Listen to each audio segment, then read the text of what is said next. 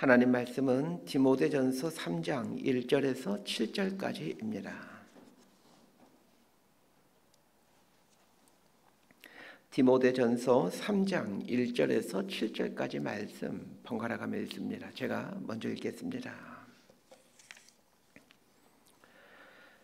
mit보다 이 말이여 곧 사람이 감독의 직분을 얻으려 함은 선한 일을 사모하는 것이라 함이로다.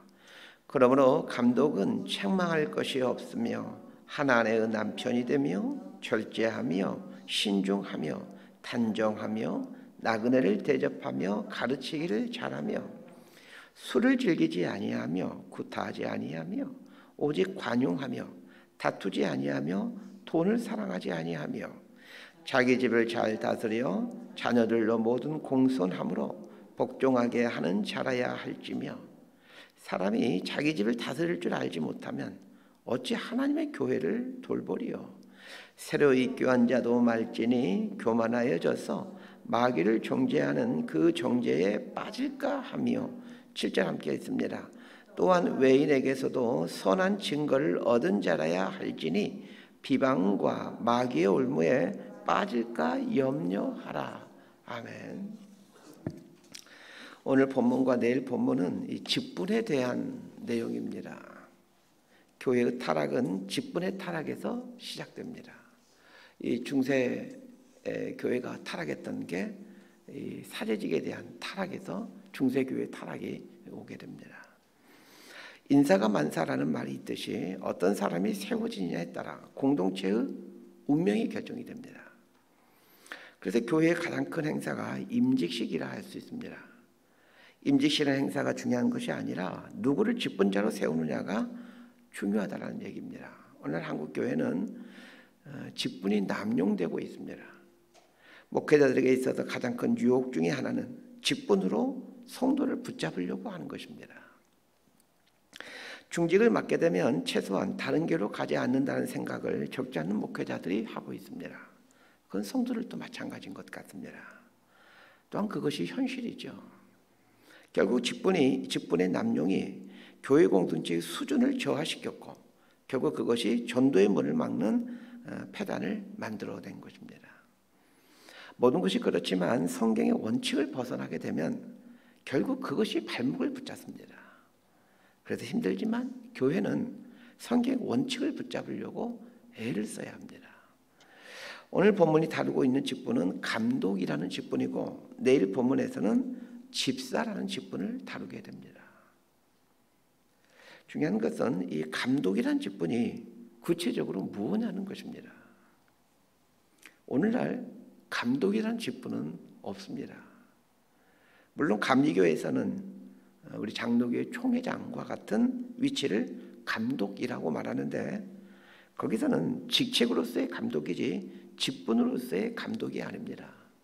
그리고 우리나라의 감리교회 감독 한 분, 다른 교단에 혹시 감독이 있는지 모르겠지만 그 한두 분을 위해서 이 성경의 감독이라는 직분에 대해 이렇게 자세히 설명할 일은 없습니다.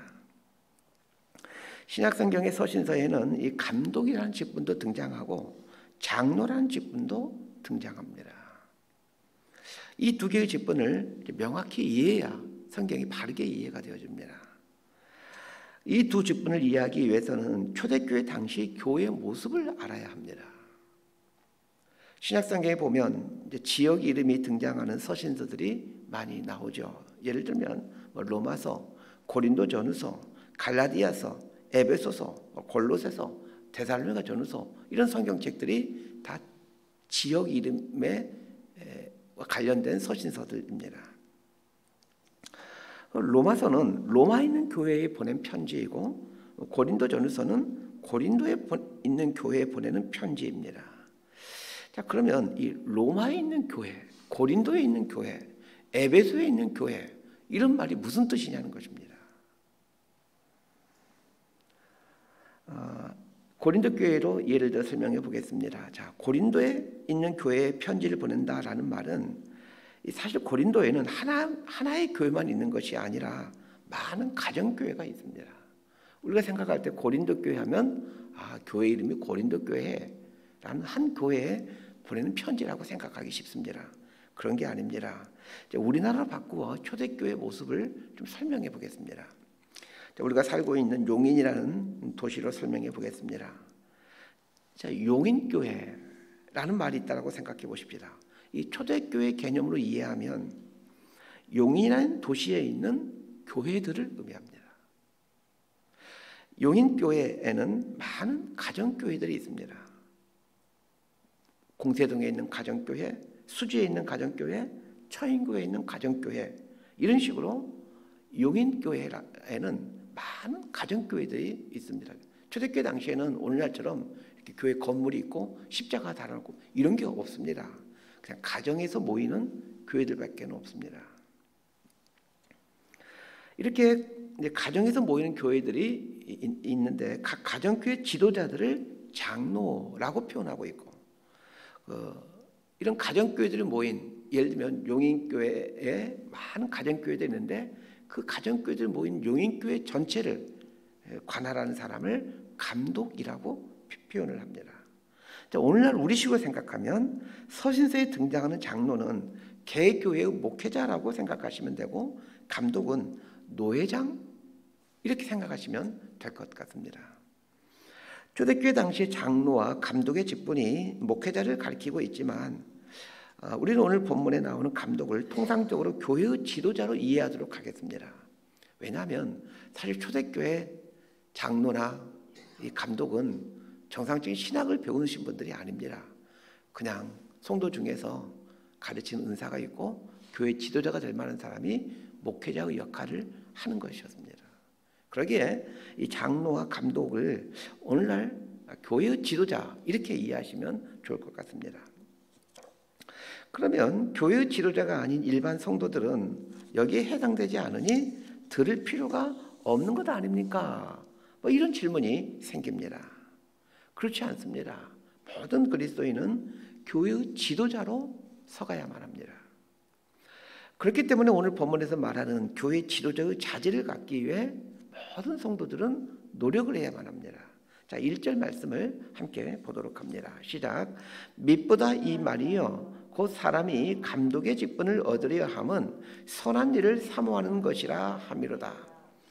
교회의 지도자가 되려고 한다는 것은 선한 일이다 라고 말하고 있습니다.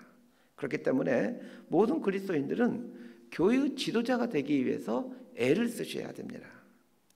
교회의 지도자가 되는 일은 선한 일이기 때문에 그렇습니다. 선한 일이기에 하나님이 이 일을 기뻐하시고 또 이 일을 통해서 영광 받으십니다.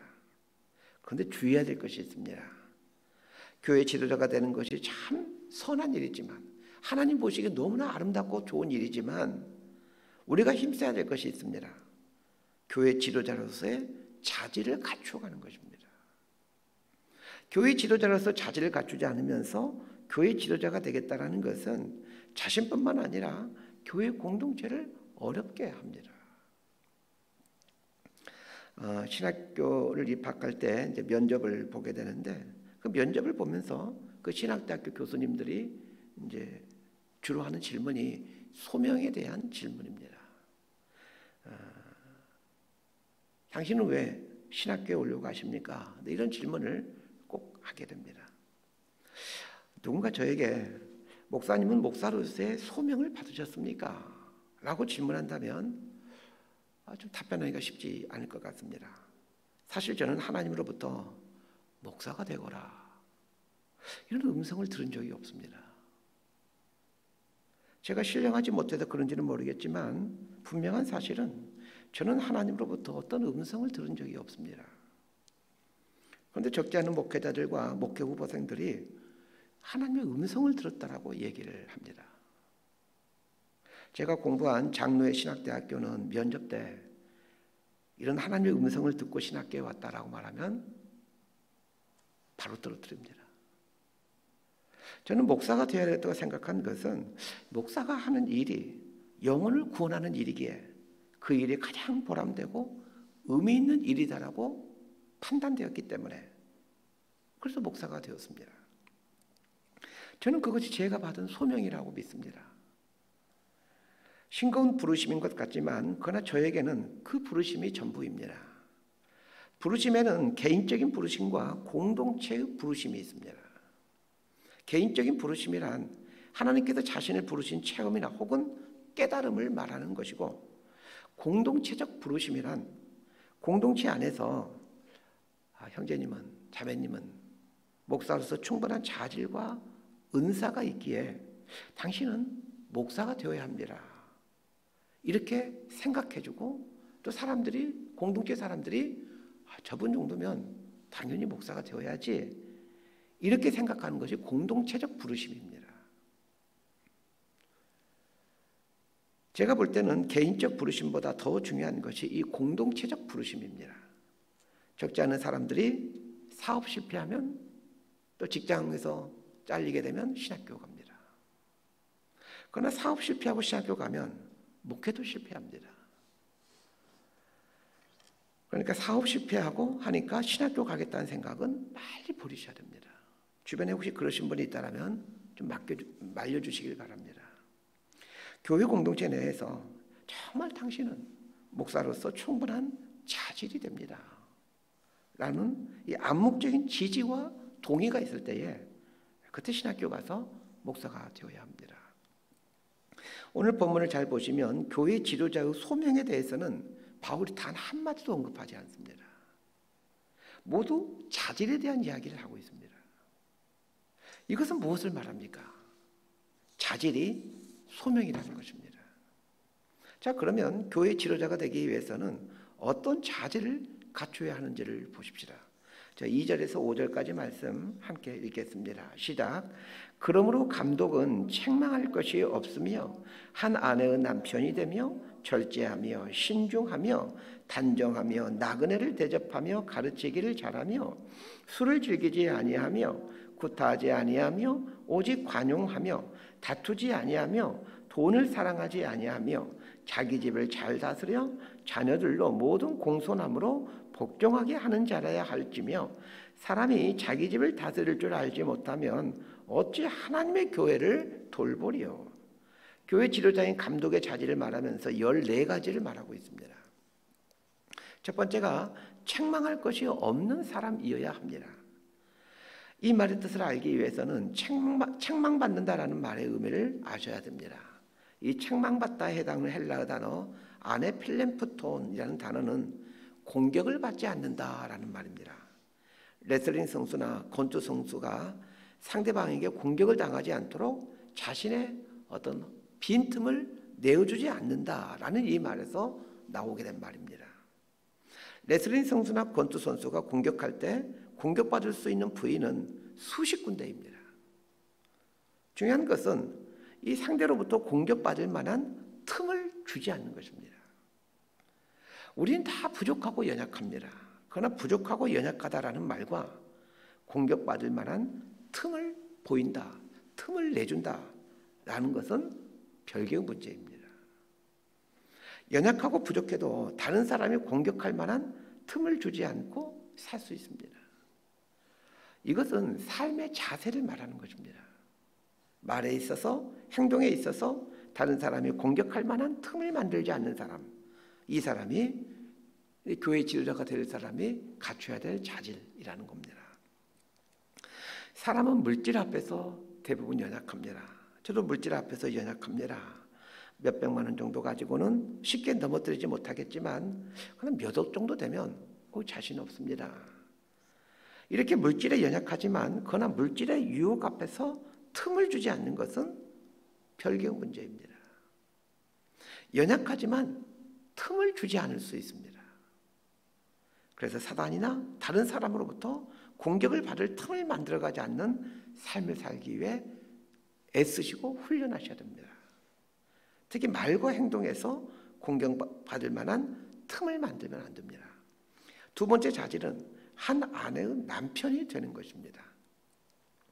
한 아내의 남편이 된다라는 말은 결혼한 사람이어야 된다라는 의미도 있지만 최소한 한 사람을 책임질 수 있는 책임감 있는 사람이 되어야 한다는 말입니다.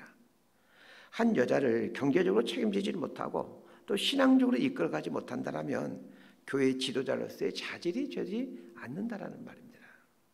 세 번째 자질은 절제하며입니다. 절제한다라는 말이 네팔리온이라는 단어는 원래는 술 취하지 않는다라는 뜻입니다. 그래서 네팔리온이라는 말은 쾌락을 추구하는 삶을 살지 않는다라고 의역할 수 있습니다. 술이나 도박, 성적인 쾌락으로부터 자신을 지켜내는 삶을 사는 사람이 교회 지도자가 되어야 됩니다.